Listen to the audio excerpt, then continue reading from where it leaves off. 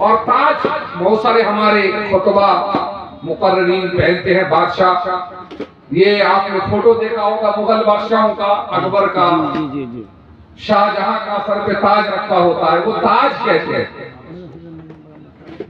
और कासा कहते हैं कटोरे को।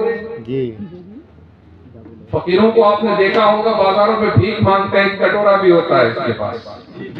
ये डिजिटल दौर है, हमने सुना है कि लोग ऑनलाइन भी भीख मांगते हैं। जी ये जमाना है।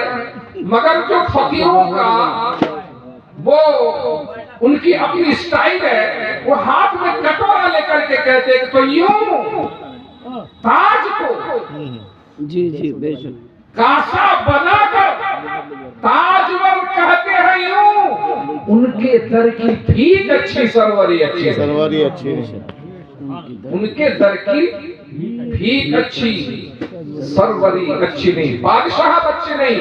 उनके बारगाह का फकीर बन के रहो, तो जहां रहोगे उस दरबार में हमेशा भीड़ लगी रहेगी। दोस्तों, ये वो दौर है कि जिन चीजों पर मुसलमानों को ध्यान देना चाहिए, तवज्जो देना चाहिए, उनसे बिल्कुल हम लाताल्लुक हो गए, कोई हमारा ताल्लुक नहीं रहा। दीन का काम करना इस दौर में बहुत सारे लोग कहते हैं कि बहुत आसान है। आजकल ये बेहतरीन साउंड सिस्टम है, लाइट का जमाना है। आप सुबह इरादा बनाइए और शाम तक आपका स्टेज तैयार होता है जी।